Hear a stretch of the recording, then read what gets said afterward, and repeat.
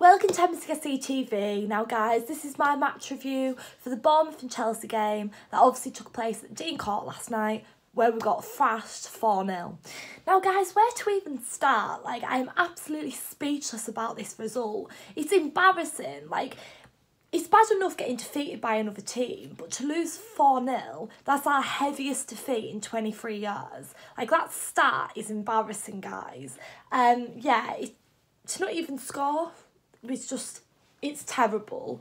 I am really going to get into it in this review.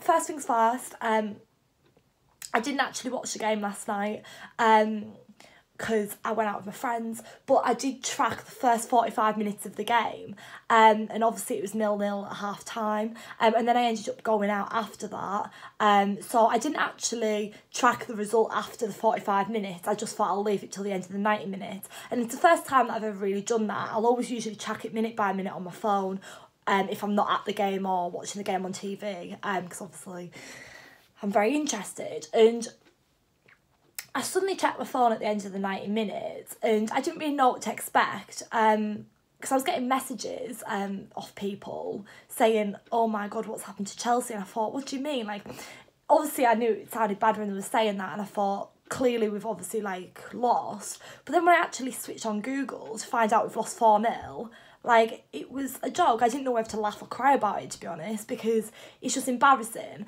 Like, especially after the result being 0-0 after the first 45 minutes, I thought surely it won't be that heavy of a defeat then. Surely nothing too terrible or bad has gone on. And then to see 4-0, like, it's not just like a 2-1 loss, you know? Obviously that wouldn't be good enough anyways for a side against Bournemouth, a side that's in the second half of the table. But still, it's just terrible. So yeah, I've got a lot to talk about in this review, so let's get into it. I'm not even going to rant, I'm just going to say really calm about it and let's just have like a sophisticated discussion. And I'm actually glad that I didn't actually do my match review last night after the game. I was out anyway, so I wouldn't have been able to do it, but I was actually glad that I didn't do it then, because I know that I just went crazy on it, because when you lose like that, your automatic reaction is to just get really frustrated and angry, and I know that then it wouldn't be really in-depth, so I'm actually glad that I've left it till today, to be honest. But anyways, let's talk about our starting 11. First things first about that, when you're playing a team like Bournemouth, they have got really good players in the side, don't get me wrong. They're always linked with like big teams, you know, the Bournemouth are a good team, but considering they are lower in the table, like around 12th, or they were before we played them, you should be expecting to get all 3 points, or at least a draw. But when we come up against them players, and we've got world-class players like Eden Hazard, and like Azpilicueta and Kepa, like it's an absolute joke that we didn't even get anything out of it. Like, it's fair enough if we play like a really weak side, but like that was our strongest side, one of our strongest sides, you know. So yeah, so Kepa started in goal, Azpilicueta, Luiz, Rudiger and Emerson in defence, Jorginho, Kante and Kovacic in defensive midfield, Pedro and Hazard in midfield, and Higuain up front.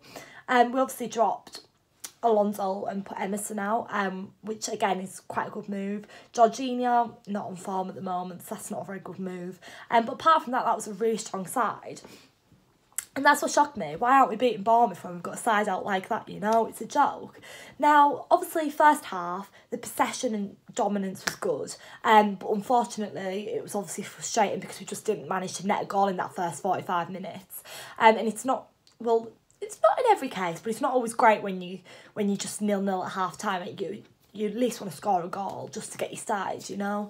But yeah, second half. Now, obviously, Joshua King scored 2 for Bournemouth, David Brooks and Charlie Daniels. So obviously they scored 4 goals against us. Now, I bet they're absolutely made up, and I bet the fans were, to be honest, because beating us like that, no one expected it. It's an absolute shock.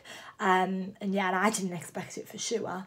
But yeah, now, obviously, after the game, SARRI actually apparently kept the players locked in the changing rooms for about 40 minutes to an hour after the game, obviously after that heavy defeat. But let's just listen to what he had to say. So SARRI started by saying his press conference, we played well in the first half, but after Bournemouth scored 2 minutes into the second half, we stopped playing. He says that it's very difficult for him and for his players to understand why we couldn't react.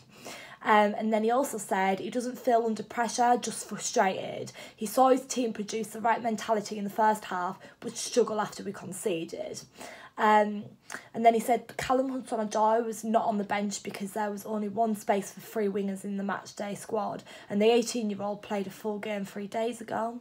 And then he finished by apologising to the Chelsea supporters and says, although we can lose any game, we should not lose in that manner. There will be more from the boss online. Oh, right, okay, more online about what he said. But yeah, anyway, so that's what he said.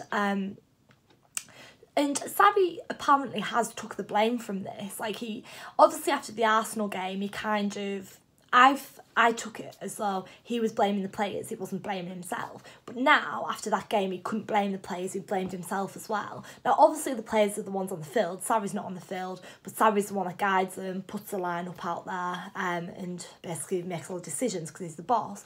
But he obviously, well, he made the decisions, and what's going on in the dressing room is a question to be known. And again, I thought after Sheffield Wednesday and the Tottenham game, this SARRI debate and everything would kind of settle down. I even said that on my Tottenham review. I've said, now that we've got through to the final, I said all that stuff settled down now, the SARRI debate's over, what's going on with the team and him. But now we're back to square one again, and it actually feels worse than after the Arsenal game. The Arsenal game was bad enough, it was very unsettling to see all that going on and blaming the players, but now it's actually worse because of the situation we're in. The players are obviously not in a very good headspace with all this. SARRI obviously doesn't have a clue what he's doing. Chelsea fans were singing it themselves last night, you don't know what you're doing, because surely if you're guiding a team, they shouldn't be losing 4-0, you know. You want a good manager, that shouldn't be happening, it's very scary. So yeah, so after that, I don't even really know what to say anymore. I don't know really what the answer to all this is. It's an absolute mess. And I can't really see it getting any better. Obviously, when Higuain come in, that was a little bit of hope for us Chelsea fans and stuff to pick up the team a little bit. But what are we actually going to do? Like, what is going to happen? The future's very unpredictable at the moment. But that and previous games of recent have just shown where we're at and how bad things actually are. But yeah, I'm struggling to have an opinion on this because it's hard knowing what to say about it. With and all fans are starting up again, SARRI's crap and all this, but you guys weren't saying that when he come in, but nevertheless things are going terribly wrong at the moment. So yeah, and obviously things are going on behind closed doors, obviously about motivation and all that rubbish. But yeah, so things are just a bit of a mess, to be fair, and it's a bit worrying as a fan. It's horrible to see your team lose like that and in that style, but obviously something is going on because things aren't right for it to be like that. Like 4-0 is just a heavy thrashing, like it's so embarrassing. But yeah, there's nothing really more to say about it, to be fair. But I have actually titled this review as well, SARRI in or SARRI out. That's the question now. Is it that it's not working with him anymore? What is happening? Should we keep him? Should he go? You know, like, if this carries on and like we go downhill like we did with Conte last season, SARRI could walk. You just don't know what's going to happen. The future's unpredictable. Or he could get sacked. And I always say, you know, like, managers come and go, and I don't like the way Chelsea do that, you know, just let managers go. But at the end of the day, this seems a little bit different to the Conte situation did in many ways, and I think we know that, especially after what happened against Arsenal, the way he come out, it's very different to Conte, and the situation's completely different, and you can't really, yeah, you can compare what's happened with other managers in the past, like Jose Mourinho, Conte, etc., but all the managers are very different, and it's going to be interesting to see what actually happens from this. But yeah, we've just got to remain calm. Actually, I'm going to read out our next couple of fixtures to you guys. So we've obviously got Huddersfield at the weekend at home. Now, usually when you look at that fixture, you'd automatically say, yeah, we should be winning that. But to be fair, with this current situation we're in at the moment and the clear mindset, that's not very good, but it's not looking hopeful, is it? And then the next weekend after that, we've got Man City away. Now, Man City are doing well, and yeah, we did beat them at home, but going to the Etihad's a different story. And when Man City are playing as they are at the moment, again, where's the hope? Then we've got Malmo away in the Europa League, then Man United at home, you know? Like, the games coming up are really tough, and it probably couldn't have come at a worse time, all this, because the games are really difficult and the team's playing shit. Sorry to swear, but they are. So yeah, it's just a bit worrying, to be honest. But when the team's playing awful and we've got all these games coming up, like, what are you supposed to do? But yeah, I'm feeling so sad about this, to be honest. I'm just a bit speechless. But I'm past that point now. Like, I actually, like, I wouldn't, like, get angry. Well, I did get angry about the result last night, actually. But you get to a stage where you just, like, it's expected now, you know? Like, if we lose at the weekend, you're just in that mind frame again. Like, set mind frame, like, it's expected now. Don't have much hope for anything anymore this way, because when you're losing like that, have you got any hope going into these games now? But yeah, we're just going to have to see what happens. Thank you so much for watching, guys. Please like, comment, I can't speak. I'm so speechless about it. Make sure to like, comment and subscribe. Let me know down below on your match thoughts. Obviously, I've expressed a lot in that review, but it's just how I feel.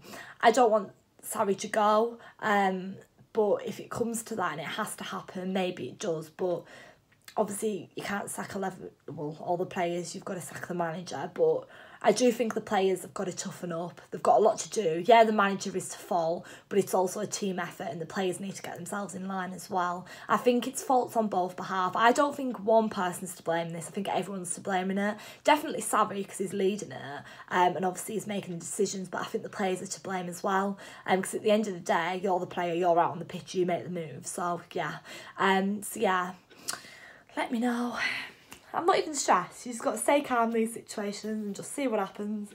But yeah, up the Chels. Thanks.